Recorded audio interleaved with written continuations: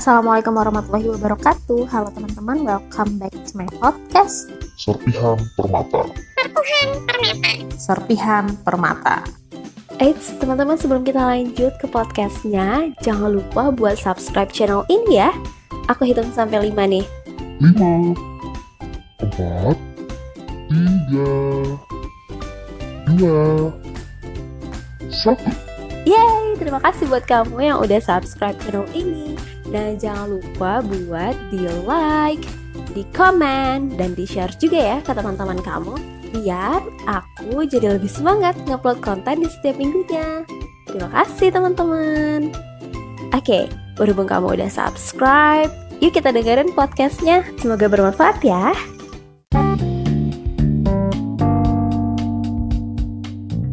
Oke teman-teman, nah di serpihan kali ini kita bakalan ngelanjutin pembahasan kita tentang series pernikahan sehidup sesurga.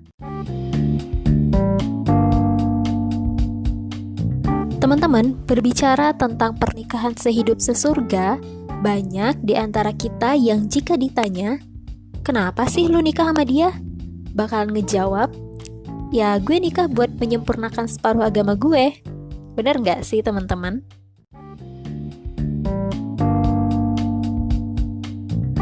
Oke, sebenarnya apa sih yang dimaksud dengan menyempurnakan separuh agama itu teman-teman? Nah, stay tune dan happy listening ya.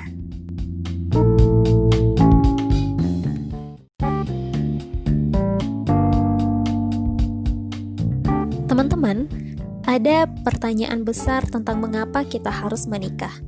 Selain jawaban tentang tujuan-tujuan menikah yang telah kita bahas sebelumnya, ternyata ada jawaban lain untuk memotivasi dan meyakinkan bahwa menikah memiliki banyak sekali manfaat. Nah, mengenai faedah menikah, ada sebuah hadis dari Anas bin Malik. Nabi Muhammad SAW bersabda, ketika seorang hamba menikah, berarti dia telah menyempurnakan setengah agamanya. Maka bertakwalah kepada Allah pada setengah sisanya. Teman-teman sekalian, ulama berbeda pendapat dalam menilai keabsahan hadis ini. Banyak yang menilai hadis ini sebagai hadis yang dhaif. Sementara itu ada juga ulama yang menilainya dengan hasan li ghairihi. Teman-teman sekalian, terlepas dari perdebatan mengenai kesahihan hadis ini, ulama hadis memperbolehkan menjadikan hadis dhaif sekalipun untuk dijadikan pedoman persoalan keutamaan perbuatan-perbuatan dengan maksud untuk memotivasi umat Islam.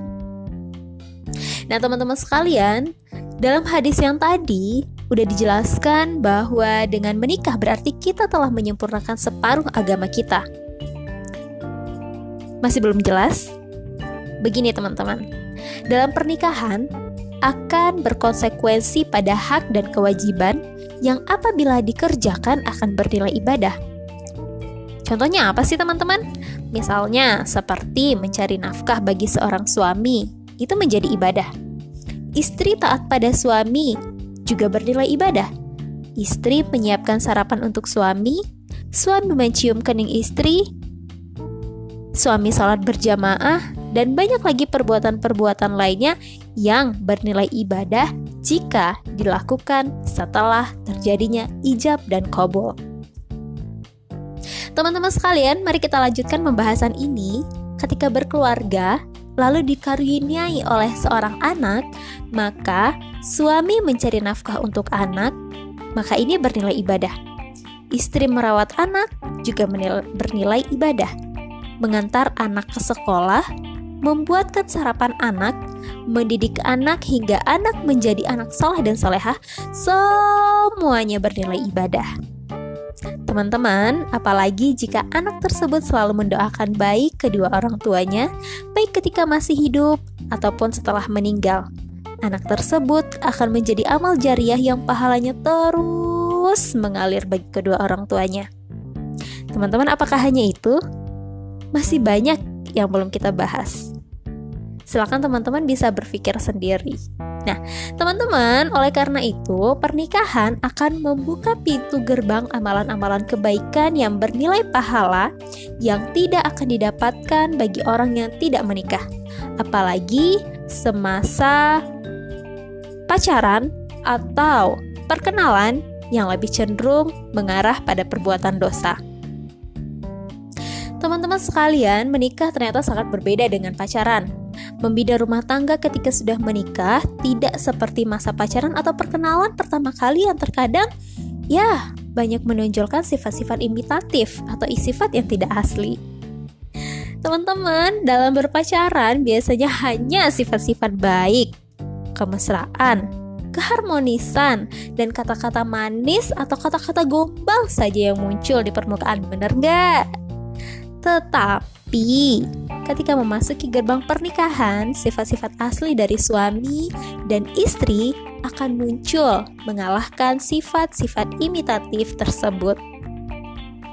Teman-teman sekalian, pasangan yang berhasil adalah pasangan yang saling memahami perbedaan masing-masing pasangannya. Perbedaan kebiasaan, sifat, budaya, sudut pandang, dan hal-hal yang lain. Teman-teman sekalian, mengemas perbedaan dalam bingkai musyawarah dan sikap partnership akan mengantarkan pada bahtera rumah tangga yang sakinah, penuh cinta, mawaddah, warahmah, dan menjaga amanah. Nah, teman-teman, saling memahami kepribadian masing-masing pasangan tentunya juga akan melahirkan pengertian dan kasih sayang. Ya, mungkin saja sebelum menikah, terkadang masing-masing pasangan punya impian yang ingin diwujudkan. Dan terkadang, impian suami dan istri berbeda, sehingga merasa kaget mengapa tidak sesuai dengan harapan semula. Nah, pada tahap ini, jika suami istri tetap berdiri tegak pada impiannya masing-masing, tanpa ada rasa pengertian di antara keduanya, maka jurang kehancuran rumah tangga sedang menunggu di depannya. Sebaliknya teman-teman, ketika masing-masing impian tersebut berusaha dilebur dengan berdiskusi dan saling pengertian, maka insya Allah bahtera rumah tangga akan tetap terselamatkan, bahagia, sakinah, mawaddah, warahmah, sampai di akhirat nanti. Nah teman-teman, semuanya tentu butuh proses membina rumah tangga dan menjalani dinamika yang ada di dalamnya. Jika diniatkan untuk beribadah, maka akan bernilai pahala. Banyak pahala yang didapatkan dalam proses membina rumah tangga. Jika sudah siap untuk menikah, yakinlah, sembari meminta bimbingan Allah untuk ditunjukkan dengan jalan yang benar.